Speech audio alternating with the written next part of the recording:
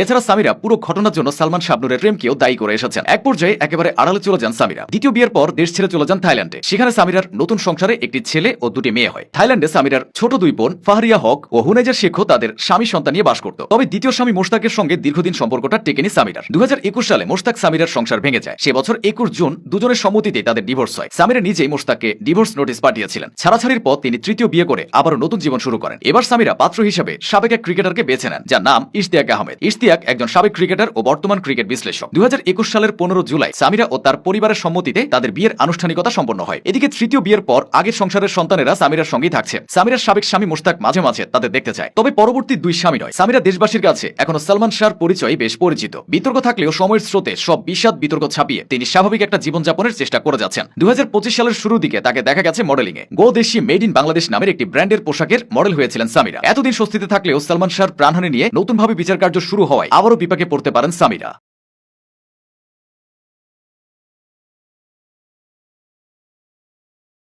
সালমান শাহ বেশিরভাগ মানুষ যার দিকে আঙুল তোলে তিনি তার সাবেক স্ত্রী সামিরা হক। সালমানের প্রাণনাশের রহস্য খোলাসা না হলেও সামিরা হককে নিয়ে আলোচনা সমালোচনার শেষ নেই। সালমান শাহ কাণ্ডের মামলায় 1997 সালে 164 ধারায় জবানবন্দি দেয়া আসামি রেজভি বলেছিলেন প্রাণ নেয়ার আগে ঘুমন্ত সালমানকে ক্লোরোফর্ম দিয়ে বেহুশ করেন সামিরা। রেজভির দেয়া তথ্য মতে এই কাজে সামিরার সঙ্গে তার মাও যুক্ত ছিল। তবে গুরুতর এই অভিযোগ সবসময় নাকচ করে এসেছেন সামিরা। 2024 সালে সালমান শাহর প্রাণহানির প্রসঙ্গে গণমাধ্যমে দেয়া একটি সাক্ষাৎকারে খোলামেলা কথা বলেছিলেন তিনি। সামিরার দাবি হত্যা যারা করে তারা তো কিছু বলে করে না, ইট ইজ সুইসাইড। এরপর নিজের যুক্তি তুলে ধরে সামিরা দাবি করেছিলেন সালমান মানসিকভাবে ছিল সুইসাইডাল বাই নেচার। এর আগে সে 3 বার নিজেকে শেষ করে দেওয়ার চেষ্টা করেছে। তবে সামিরার এসব কথা মানতে রাজি নয় সালমান ভক্তরা। সালমান শাহর চিরবিদায়ের পর সালমানেরই বন্ধু মোশতাক ওয়াইসকে বিয়ে করেছিলেন সামিরা। সবকিছু থেকে দীর্ঘদিন নিজেকে গুটিয়ে রেখেছিলেন তিনি। সামিরা হক সালমান শাহর মা নীলা চৌধুরীর খুব কাছের বান্ধবীর মেয়ে। পেশে তিনি একজন বিউটি পার্লার ব্যবসায়ী। সামিরার বাবা জাতীয় দলের সাবেক উইকেট কিপার অধিনায়ক শফিকুল হক হীরা। তার মা থাইল্যান্ডের নাগরিক, চট্টগ্রামের বিউটি পার্লার ব্যবসায়ী লুসি। 1992 সালের 12 আগস্ট সালমান শাহর সাথে বিয়ের পেরিতে বসেন সামিরা। বিয়ের পর সালমানের কিছু চলচ্চিত্রে তার পোশাক পরিকল্পনাকারী হিসেবে কাজ করেন। বিয়ের বেশ কিছু সময় ভালোভাবেই তাদের সংসার জীবন কাটছিল। মায়ের মতো সামিরাও বিউটি পার্লারের কাজে বেশ আগ্রহী ছিলেন এবং ঢাকায় একটি বিউটি পার্লারও খুলেছিলেন। একসময় সালমান শাবনূর জুটিকে নিয়ে